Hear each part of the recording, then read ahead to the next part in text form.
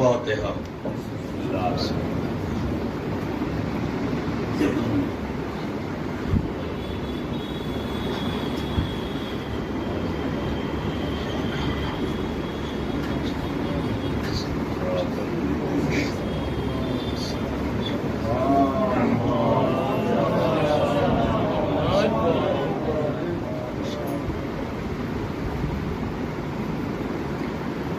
لا حول ولا قوة إلا بالله العلي العظيم۔ أعوذ بالله من الشيطان اللعين الرجيم، بسم الله الرحمن الرحيم۔ الحمد لله الذي لا يبلغ مدحته القائلون ولا يحصي نعماءه العادون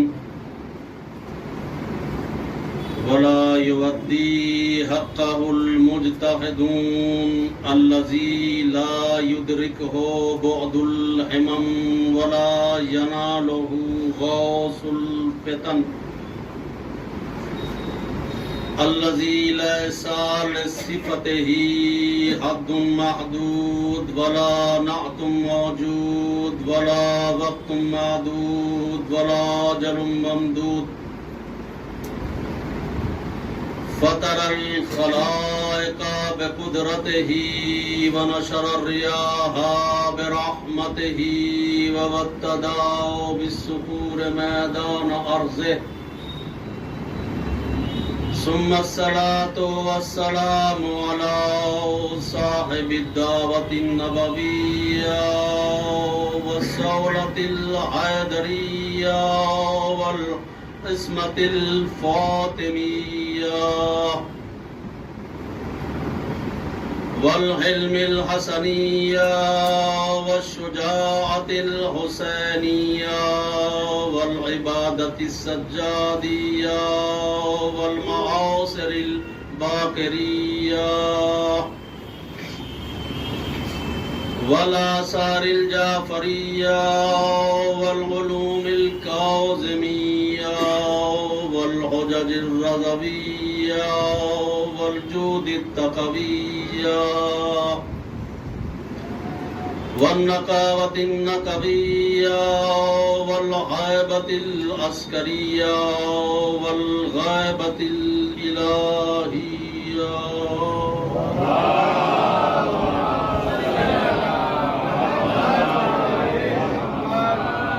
وآله الطيبين الطاهرين المعصومين المظلومين المنتجبين المنتخبين، ولعنة الله على أعدائهم أجمعين من يومنا هذا إلى يوم الدين۔ أما بعد، فقد قال الله تبارك وتعالى في القرآن المجيد، وهو أصدق الصادقين وقوله الحق، بسم الله الرحمن الرحيم،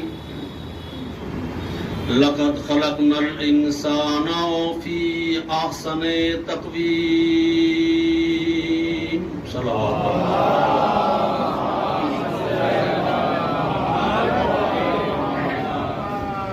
معزز مومنین کرام، ایک گزارش تو یہ ہے کہ تھوڑا سا صلوات پڑھتے ہوئے آگے آ جائیں، تھوڑا سا صلوات۔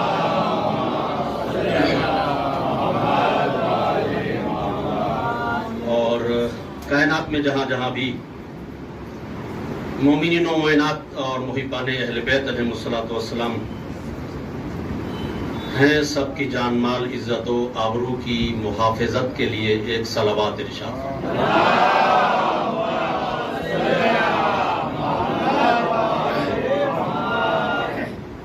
بیمار مومنین و مومنات کی شفا یابی اور صحت یابی کے لیے ایک بلند ترین صلوات ہے۔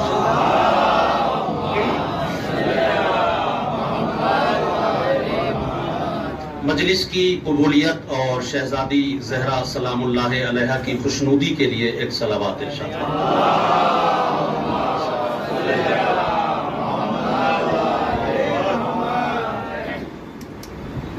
عزیزان محترم،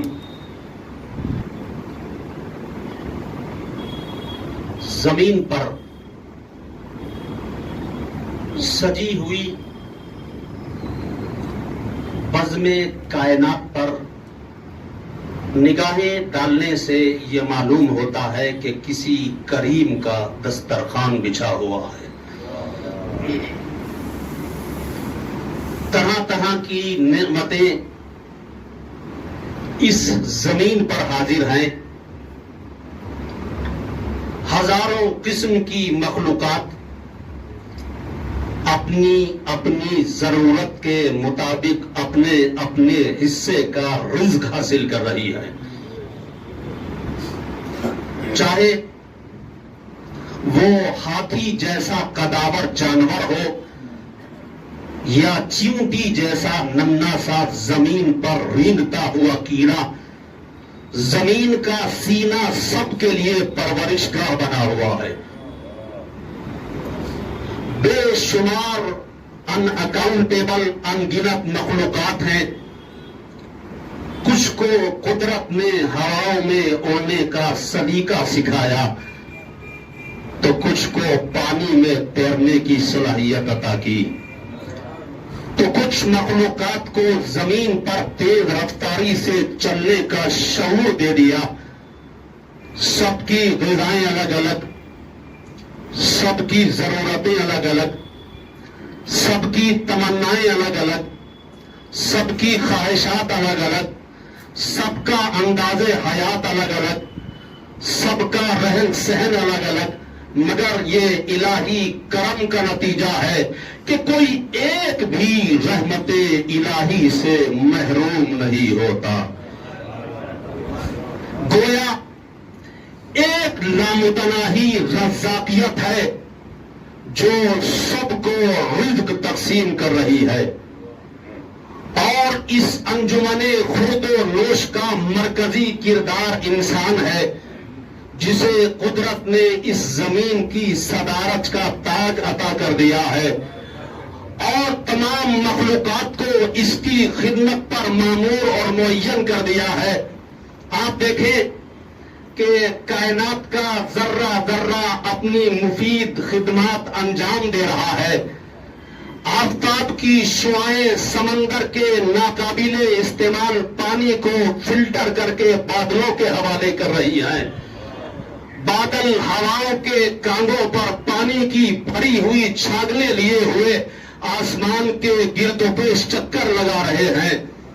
انسان پیاسا ہے، اس کی زمین پیاسی ہے، اس کے خدمت گزار جانور پیاسے ہیں.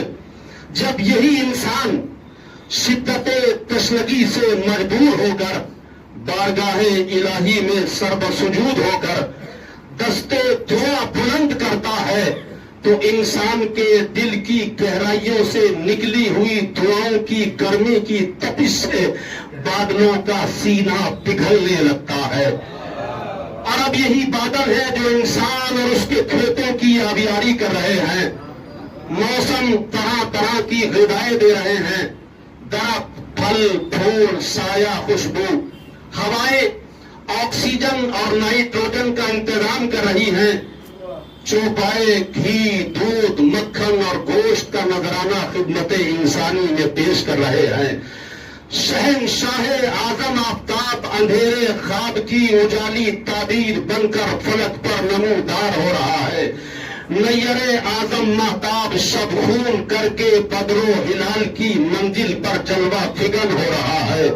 سیارے مشیت کی ناخدائی میں چل رہے ہیں، ستارے شب کی تاریکی میں پھٹکے ہوئے انسانوں کو راستہ دکھا رہے ہیں. شہاب ثاقب شیطانوں کے لیے تازیانہ اور انسانوں کے لیے روشنی کا آشیانہ بن رہا ہے.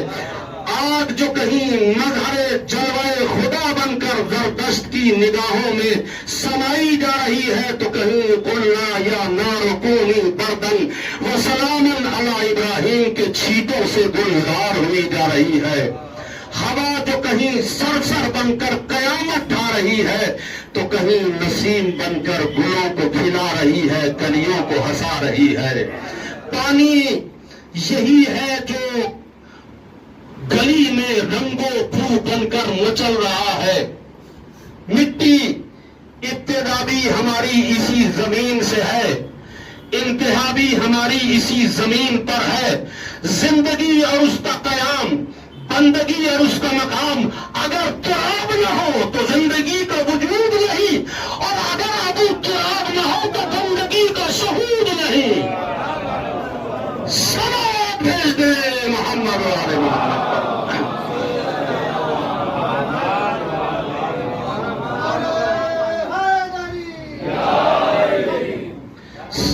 سوال یہ ہے کہ یہ سارا کا سارا یونیورسل سسٹم، یہ پورا کا پورا نظام شمسی، اور اس پر درجہ امتیاز یہ کہ اللہ نے قرآن مجید میں یہ کہا کہ ہم نے انسان کو اشرف بنایا ہے۔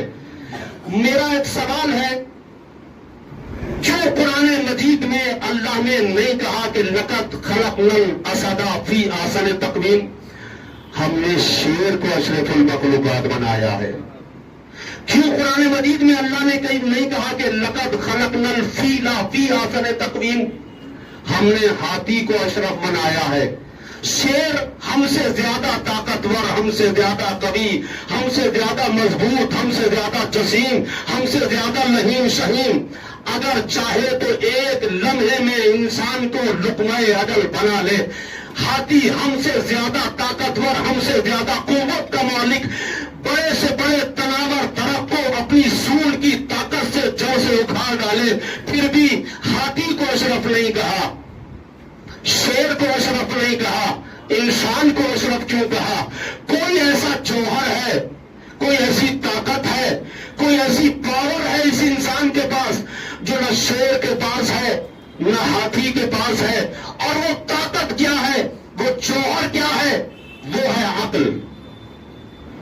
بڑا سناٹا ہو گیا، اب گھر کی مرغی دال برابر۔ ایک سلامات بھیجے محمد والے محمد۔ مخلوقات کے اعتبار سے تین قسم کی مخلوقات کائنات میں پائی جاتی ہیں: حیوان، انسان، ملک۔ حیوان تمنائیں رکھتا ہے، ضرورتیں رکھتا ہے، خواہشات رکھتا ہے، احتیاج رکھتا ہے، مگر عقل و شعور نہیں رکھتا۔ ملک تمنائیں نہیں رکھتا، ضرورتیں نہیں رکھتا، احتیاج نہیں رکھتا، خواہش نہیں رکھتا، عقل و شعور رکھتا ہے۔ اب لوگ علماء کہتے ہیں ملک بے گناہ، معصوم، کوئی خطا نہیں ہوتی۔ گناہ کیسے کرے؟ بھوک لگے تو پتا چلے، بھوک لگے تو پتا چلے کہ حلال کھائے گا کہ حرام، پیاس لگے تو پتا چلے گا کہ حلال کھائے گا کہ حرام۔ جب خواہش ہی نہیں تو گناہ کیسے کرے؟ بیچ کی مخلوق ہے انسان، تمنائیں بھی، ضرورتیں بھی، خواہشات بھی، عقل و شعور کا پہرا بھی۔ اب اگر یہ انسان اپنے عقل و شعور کی روشنی میں اپنے رب کو پہچان کر اس کے احکام کو فالو کرے تو ملک سے اوپر پہنچ جاتا ہے، اور اگر یہی انسان شراب پی کے اپنے شعور کا دامن چھوڑ دے تو جانور سے بھی بدتر ہو جاتا ہے۔ صلوات بھیج دے محمد والے۔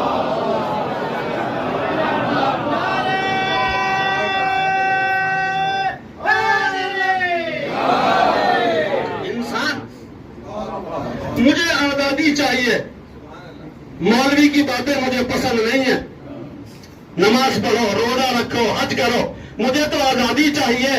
اتنی سی زندگی ملی ہے، اس میں بھی آزادی نہ ہو، اس میں بھی اچھا بنگلہ نہ ہو، اس میں بھی اچھی گاڑی نہ ہو۔ اللہ کرے کہ آپ کے پاس سب کچھ ہو، لیکن آپ نے گاڑی نکالی شو روم سے ابھی نئی مرزا صاحب جی سے نہیں لی، جبکہ اگر ان سے لیتے تو 1,00,000-2,00,000 کم میں پڑ جاتی، مگر سیدھے شو روم چلے گئے۔ اب آپ اسٹیئرنگ پہ بیٹھے اور چلانے لگے تو پھر آزادی سے چلاؤ، آزادی سے چلاؤ۔ یہ ریڈ لائٹ پہ روکتے کیوں ہو؟ میں کیا کہہ رہا ہوں؟ اگر تم کو آزادی چاہیے تو یہ ریڈ لائٹ پہ روکتے کیوں ہو؟ چلے جاؤ، جا کے دیکھو، یا تو چالان ہوگا یا ایکسیڈنٹ ہوگا۔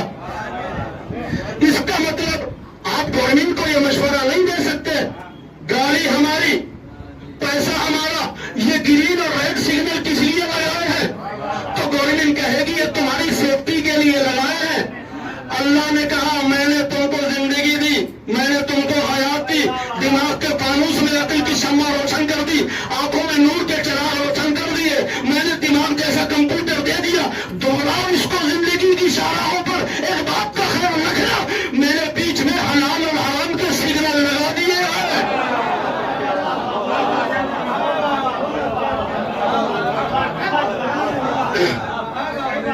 یہ جو میں نے حلال اور حرام کے سگنل لگائے ہیں یہ تمہاری آزادی چھیننے کے لیے نہیں لگائے، یہ حلال اور حرام کے سگنل اس لیے لگائے ہیں تاکہ تمہاری روح کا ایکسیڈنٹ نہ ہو جائے۔ قرآن مجید میں پروردگار عالم نے ارشاد فرمایا یسبح للہ ما فی السماوات و ما فی الارض، زمین و آسمان میں جو کچھ بھی ہے اللہ کی تسبیح میں مصروف ہے۔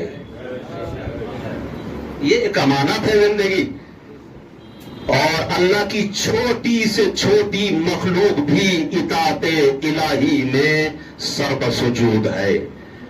سورہ نحل میں اللہ نے ارشاد فرمایا وَأَوْحَىٰ رَبُّكَ إِلَى النَّحْلِ أَنِ اتَّخِذِي مِنَ الْجِبَالِ بُيُوتًا وَمِمَّا يَعْرِشُونَ۔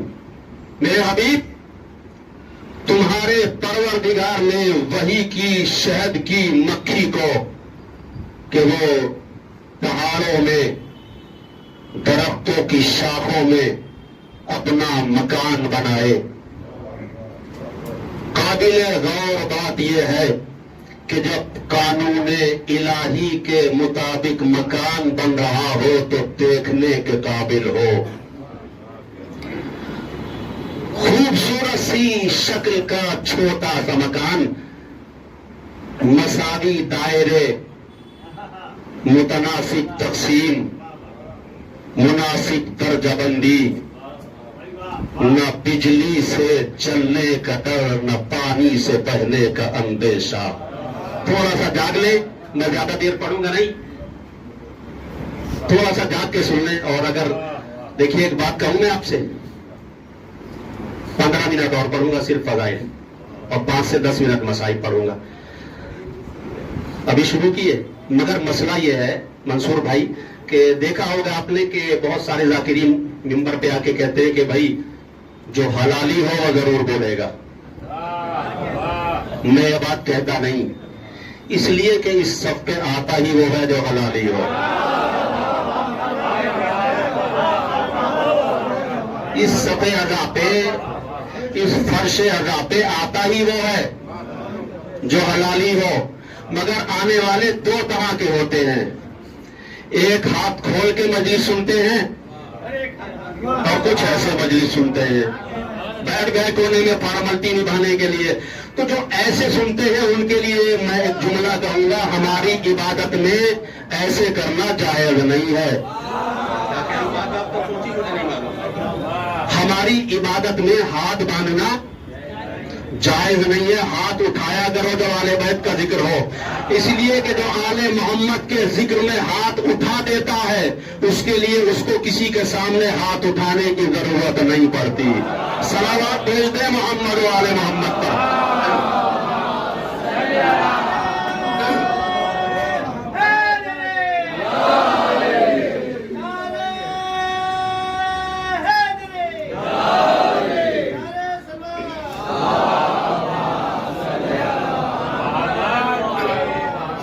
کوئی کسی کیفیت میں ہوں میں، ان کو بھی منکرین عطش میں کرو شمار، ان کو بھی منکرین عطش میں کرو شمار، تشنا لبوں کے ذکر پہ جو آہ نہ کرے، تشنا لبوں کے ذکر پہ جو آہ نہ کرے، جب ہو بیا فضائل مولائے کائنات، جب ہو بیا فضائل مولائے کائنات، لعنت ہے ایسے شخص پہ جو واہ نہ کرے۔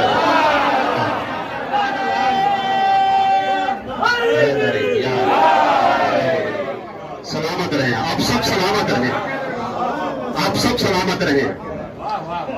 मसावी दायरे मुनासिब दर्जाबंदी, न बिजली से चलने का डर, न पानी से बहने का अंदेशा, नर के रहने की जगह और रियाया की आरामगाह और यासूब का मकाम और। इरशाद अक़दस, मंसूर भाई साहब उठाइएगा।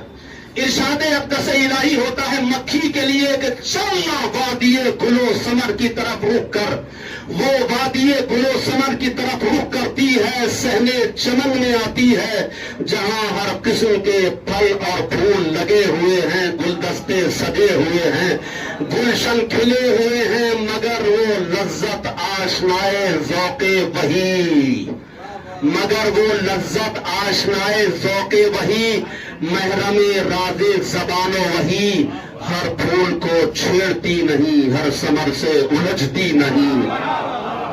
ना खुदा वो है तो साहिल भी वही बताएगा, रहनुमा वो है तो मंजिल भी वही बताएगा।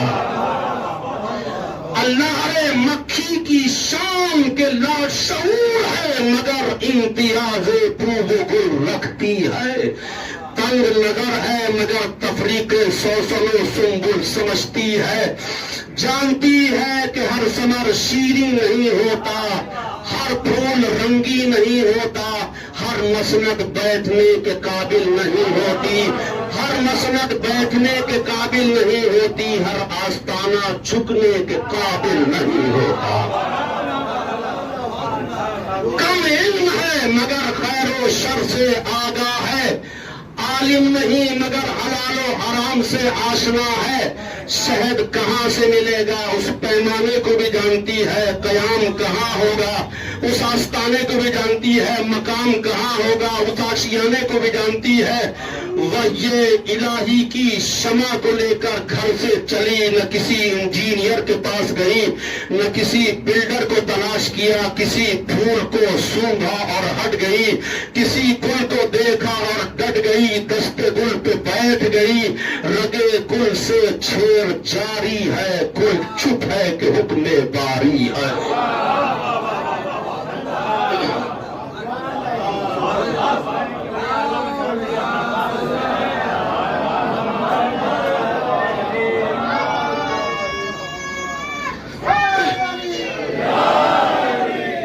ये मक्खी जब वही इलाही की शमा को लेकर बल खाती ही हुई, जुमला सुनिएगा, जब बाग में पहुंचती है तो बागियों की तरह नहीं, वफादारों की तरह,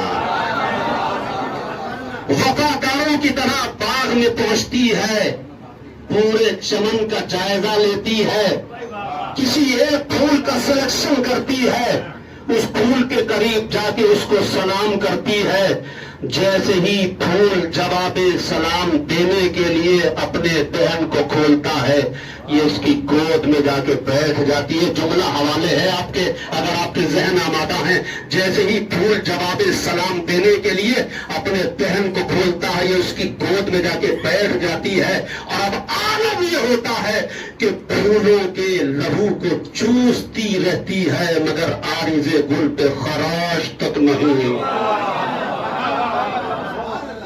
फूलों के लहू को चूसती रहती है, मगर आरिज़े गुल पे खराश तक नहीं आती। जुमला हवाले है, दाद और दुआ देना अगर जुमला पसंद आए तो। जुल्म सही मगर तरीका देखो, बेरहमी सही मगर सलीका देखो। जुल्म सही मगर तरीका देखो, बेरहमी सही मगर सलीका देखो, कि इस तरह दामने गुल पे बैठी कि शिकन न आई, इस तरह चली कि दोषे सबा को खबर न हुई, इस तरह लहू को पिया कि दामने कातिल पे दाग न था, और इस तरह रवाना हुई कि कहीं सुराग न था। आखिरी जुमला है, पूरी गुफ्तगू का निचोड़ है। और मंजर भाई आप भी मोबाइल छोड़ के इस जुमले पे हाथ उठाइएगा।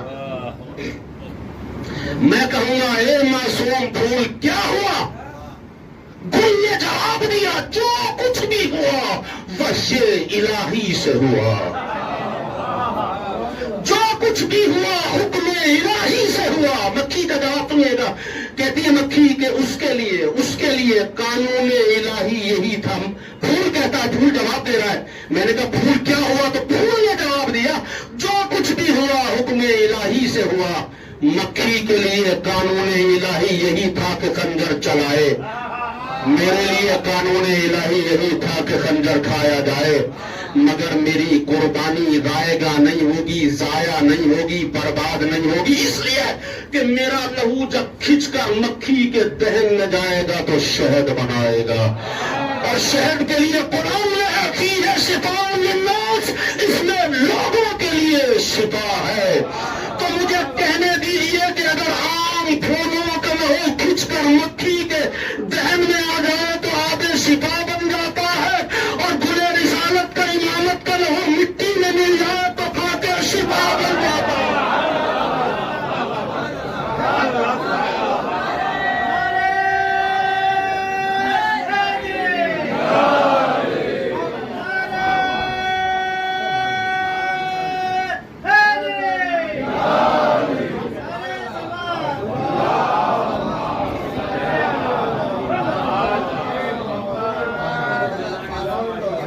تطہیر بھائی آپ بہت دیر سے ہیں تو اب جملہ سنیے گا ابھی آپ کے لیے.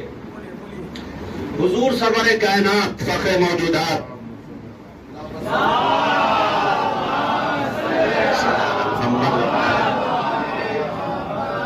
حلال مشکلات منبر پہ تشریف فرما ہے. پنجتن کا سورہ ہے، تکبیر کی فضا ہے، تقدیس کا ماحول ہے، فاطمہ کی تسبیح ہے، اطاعت کی قناعت ہے، صداقت کا پہرا ہے. زبان رسالت حلال و حرام کے مسائل بیان کر رہی ہے. آفتاب رسالت منبر نبوی کے افق سے طلوع ہو کر قلوب انسانیت کو روشن و منور کر رہا ہے. حضور کی زبان سے خطبہ فیض جاری ہے. نیچے مجمع بیٹھا ہوا ہے، اچانک سامنے سے ایک مکھی کا گزر ہوا. بات ختم کروں گا اب 2-3 جملوں میں مجلس اور مسائل پڑھوں گا. نہیں اب آرام تو کل ہوگا جی، لیکن میں داد اور دعا چاہوں گا. آج تک میں نے کبھی ڈیمانڈ نہیں کی مرزا بھائی، آج داد بھی چاہیے اور دعا بھی چاہیے. ایک مکھی کا گزر ہوا. بہت توجہ سے سننا میرے دوستوں اور میرے عزیزوں. صحابی نے مکھی کو دیکھا اور پھر نبی کو دیکھا. یا رسول اللہ ایک بات سمجھ میں نہیں آتی. کب کیا سمجھ میں نہیں آتا؟ کہا یہ جو شہد کی مکھی ہے نا، یہ کڑوے پھولوں پہ بیٹھتی ہے، کڑوے پھلوں پہ بیٹھتی ہے، اس کا رس میٹھا کیوں ہوتا ہے؟ تھوڑا سا توجہ کر لیں. اور میرا دیکھیں میں کس مشکل میں، آپ کو تھوڑا سا فیور ہے اس لیے میرے لفظ نکل گیا منہ سے. ایک صلوات سے سہارا دے دیں میری شفایابی کے لیے.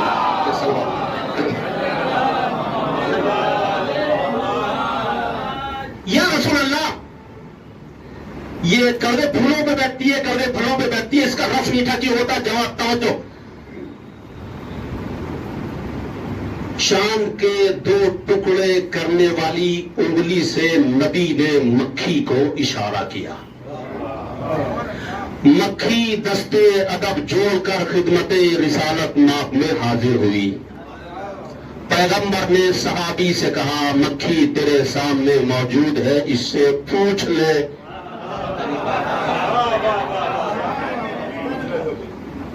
مکھی تیرے سامنے موجود ہے، اس سے پوچھ لے. گھبرا کے کہتا یا رسول اللہ میں نہ اس کی زبان جانتا ہوں، نہ لینگویج جانتا ہوں، نہ بھاشا جانتا ہوں، نہ آواز پہچانتا ہوں، نہ لہجہ پہچانتا ہوں. نبی نے مسکرا کے فرمایا پھر تو تجھے سمجھ میں آ جانا چاہیے کہ تو ہمارے جیسا نہیں ہے، ہم تیرے جیسے نہیں ہیں. میں کیا کہہ اب مجھے 4 مصرے یاد آ گئے. حامد منگلوری سے کبھی بچپن میں جب مدرسے میں پڑھتے تھے تو یہ 4 مصرے سنے تھے کہ شیخ خود کو جو بتاتا ہے پیمبر جیسا. شیخ خود کو بتاتا ہے پیغمبر جیسا، پھر تو کاماد بھی دکھلا کوئی حیدر جیسا۔ تھا بہادر تیرا دادا، مجھے آ جائے یقین، کوئی پوتا جو دکھائے علی اصغر جیسا۔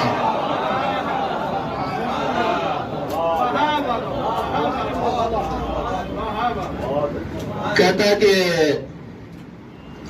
میں نہ اس کی آواز پہچانتا ہوں، نہ لہجہ پہچانتا ہوں، نہ لینگویج جانتا ہوں، نہ بھاشا جانتا ہوں، نہ زبان جانتا ہوں، بھلا میں کیسے اس سے گفتگو کروں؟ پیغمبر نے فرمایا مکھی یہ پوچھ رہا ہے۔ نہیں پہنچے آپ رضا بھائی۔ مکھی اب تو بتا، اس لیے کہ میں تو تیرا لہجہ بھی پہچانتا ہوں، آواز بھی پہچانتا ہوں۔ مکھی یہ پوچھ رہا ہے کہ تو کڑوے پھولوں پہ بیٹھتی ہے، کڑوے پھلوں پہ بیٹھتی ہے، تیرا رس میٹھا کیوں ہوتا ہے؟ مکھی نے جو جواب دیا وہ 4 مصروں میں سنیے۔ مکھی نے کہا کہ عشق حیدر میری پرواز کی رانائی ہے، عشق حیدر میری پرواز کی رانائی ہے، میں ہواؤں میں یہی تیر لیے بڑھتی ہوں، پھول کے رس میں تو کڑواہٹیں ہوتی ہیں مگر میٹھا کرنے کے لیے ناد علی پڑھتی۔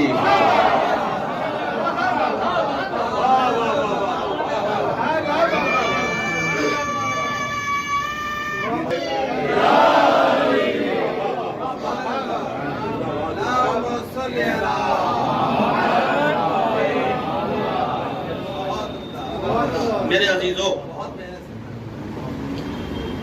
2 جملے اور سن لیں بس۔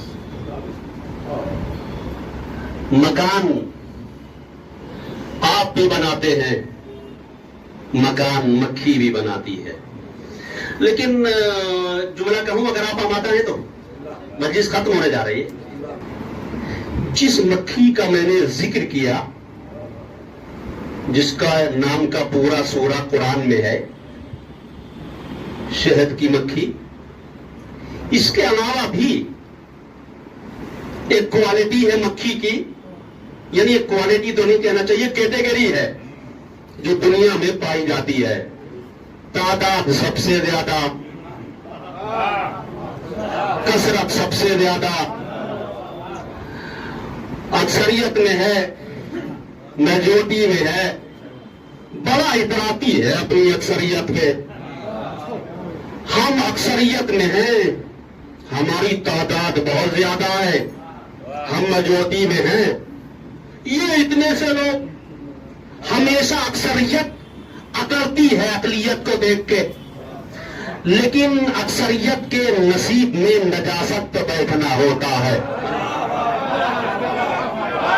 میں نے کیا کہہ دیا؟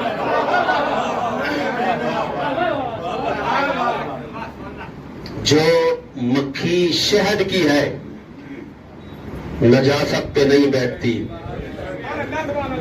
گندگی پہ نہیں بیٹھتی، غلاظت پہ نہیں بیٹھتی، جن کی تعداد بہت زیادہ ہے گندگی پہ بیٹھتی ہیں، نجاست پہ بیٹھتی ہیں، غلاظت پہ بیٹھتی ہیں۔ کیوں؟ اس لیے کہ جن کی تعداد زیادہ ہے ان کا کوئی وارث نہیں ہے، کوئی امام نہیں ہے۔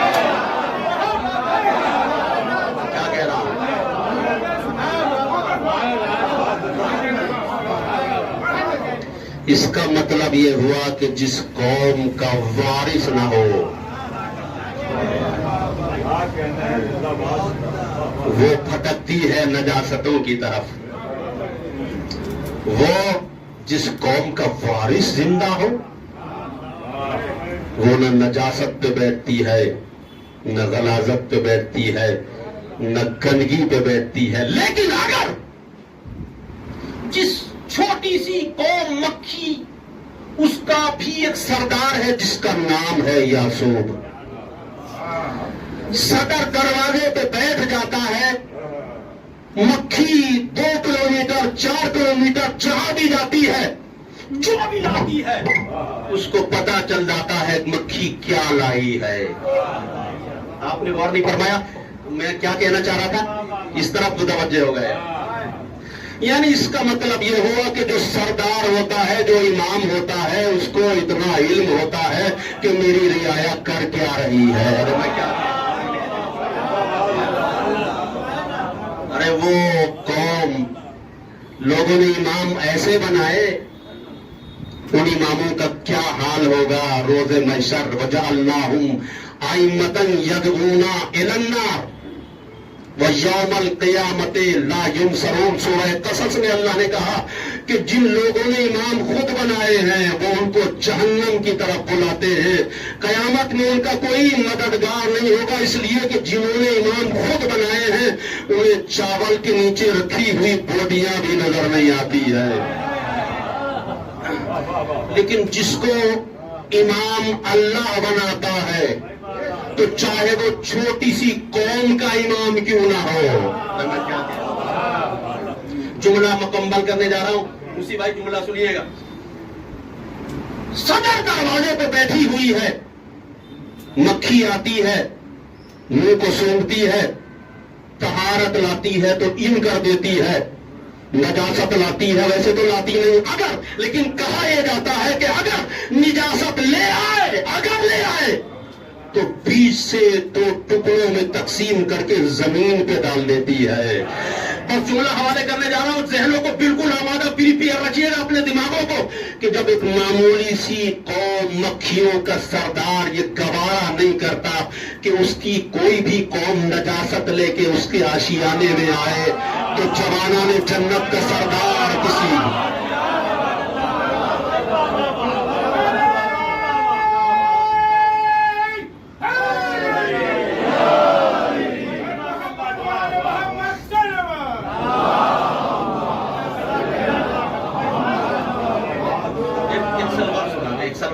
تھوڑا سا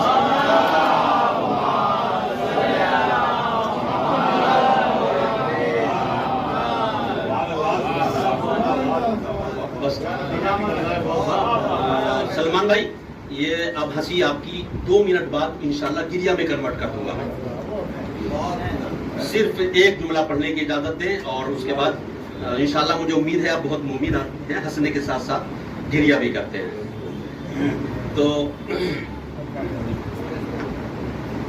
مکان آپ بھی بناتے ہیں، ٹھیک ہے، مکان مکھی بھی بناتی ہے، دونوں میں فرق کیا ہے؟ آپ کا بنایا ہوا مکان اگر اللہ نہ کرے گر جائے، زلزلے کی زد میں آ جائے، تباہی لاتا ہے، بربادی لاتا ہے، موتیں لاتا ہے، عورتوں کو بیوہ بنا دیتا ہے، بچوں کو یتیم کر دیتا ہے. کمپیئر کر رہا ہوں دونوں کے مکان کو، مکھی کا مکان اور ہمارا مکان. مکھی کا بنایا ہوا مکان اگر گر جائے تو شفا بھی لاتا ہے، لذت بھی لاتا ہے. نتیجہ نہیں دیا منصور بھائی میں نے. پروردگار آپ کو سلامت رکھے.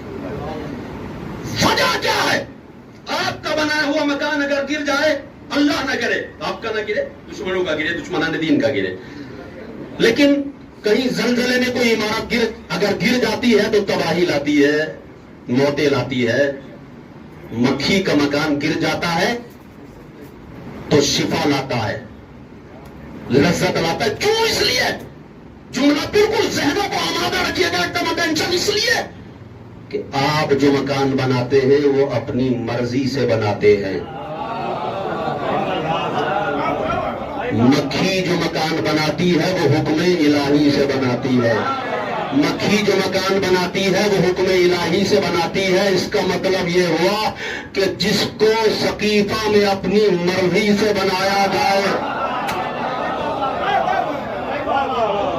اس کی منزلت اور ہے جس کو غدیر کے منبر پہ حکم پروردگار سے بنایا جائے. سلام بھیج دے.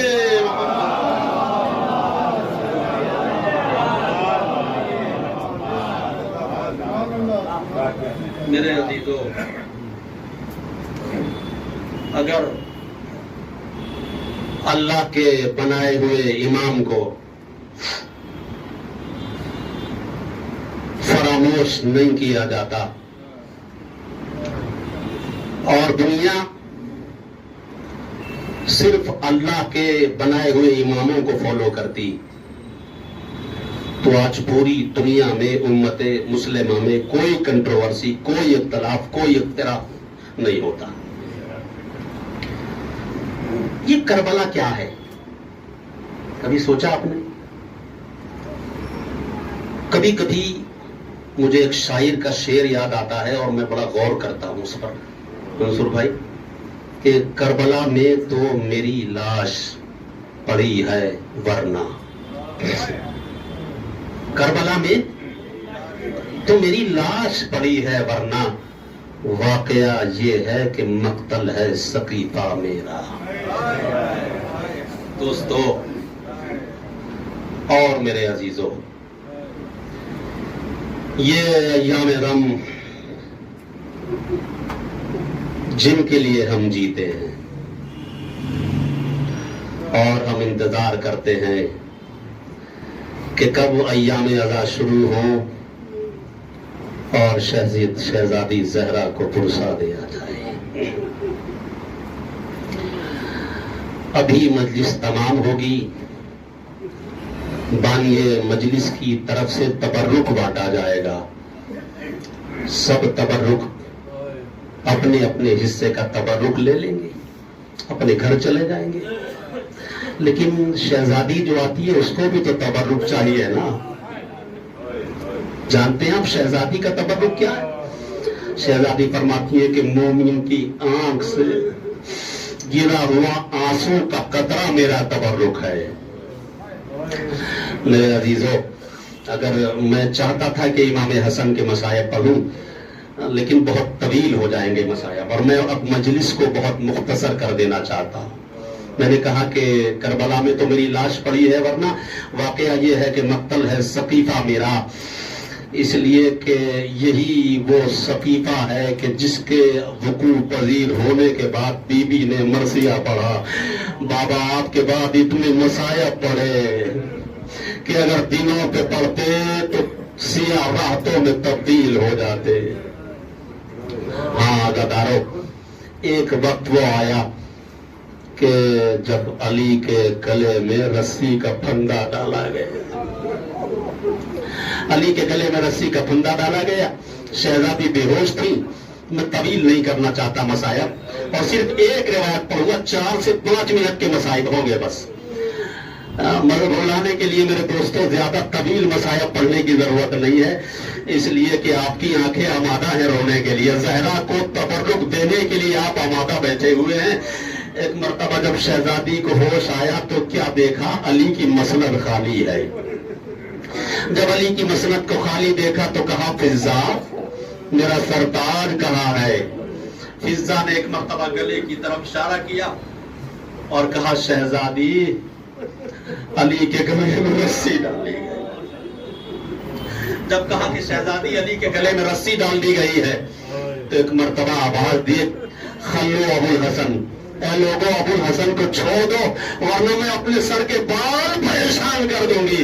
मैं कहूंगा बीबी अभी ये बाल न बिखराइए, इसलिए कि सर के बाल बिखराना है। अभी तो एक गले में रस्सी है, अगर ये सर के बाल बिखराना है तो करबला में आइए, बाजार कूफा में आइए, कैद खाना शाम में आइए, जहां एक रस्म है, 12 गले हैं और जहां तमाम बीबियां 12 गले बने हुए हैं, उन्हीं खुशी रस्सी में एक नन्हा गला बना हुआ है। और बच्ची लोगों के कहती है बाबा। बस एक रिवायत अदादारों, कैद खाना शाम में बीबियां गले में रस्सियां बनी हुई है, कुर्सियों पे तमाशा देखने वाले बैठे हुए हैं। यजीद के तख्त के बराबर में यजीद खड़ी हुई है और वो देख रही है कि ये बीबी ज़ईफा है, ये बीबी और ज़ईफा है, ये और ज़ईफा है, ये और ज़ईफा है। लेकिन एक किनारे पे एक छोटी सी बच्ची, उसके गले में भी वही रस्सी बंधी हुई है। एक मर्तबा रमला ने जनाब सकीना से जुमला कहा, बच्ची ये बता तू बार बार अपने पंजे क्यों घोड़े कर? بچی یہ بتا کہ تم پیروں کے بل کیوں کھڑی ہو جاتی ہے؟ تو ایک مرتبہ جناب سکینہ نے کہا رملا تجھے نظر نہیں آتا؟ ارے میری ماں بہنیں مجھ سے قدمیں طویل ہیں، جب وہ سیدھے کھڑی ہوتی ہے میرے گلے کی رسی کھچنے لگتی ہے، میرا دم گھٹنے لگتا ہے۔ ایک مرتبہ رملا نے اپنے باپ سے کہا بابا اس بچی کے گلے سے رسی کھول دی جائے۔ ایک سپاہی آگے بڑھا، سکینہ کے گلے سے رسی کھولی گئی۔ رملہ جناب سکینہ کے قریب پہنچی اور جانے کے بعد کہتی ہے، بس چند جملے مصائب کے ہیں عزادارو، جانے کے بعد کہتی ہے قیدی میں بہت دیر سے یہ دیکھ رہی ہوں کہ تو بار بار میرے گوشواروں کی طرف دیکھ رہی، قیدی تو بار بار چھوٹی سی قیدن تو بار بار میرے گوشواروں کی طرف کیوں دیکھ رہی ہے؟ ایک مرتبہ جناب سکینہ نے کہا رملہ بات یہ ہے کہ تم نے جو یہ گوشوارے پہنے ہوئے ہیں نا، یہ تیرے گوشوارے نہیں ہیں، یہ میرے گوشوارے ہیں، یہ میرے گوشوارے ہیں۔ تو رملہ کہتی ہے بھلا میں بادشاہ کی بیٹی بھلا تیرے گوشوارے پہنوں تجھ قیدی کے؟ مگر ہاں، رملہ کہتی ہے مگر ہاں تیرے چہرے سے بڑی صداقت جھلک رہی ہے، ایسا لگتا ہے کہ تو جھوٹ نہیں بول سکتی۔ اچھا یہ بتا اگر میں نے جو گوشوارے پہنے اگر یہ تیرے ہیں تو کیا تو کوئی ثبوت پیش کر سکتی ہے؟ جناب سکینہ نے کہا رملہ اتار کے دیکھ، اگر خون لگا ہوگا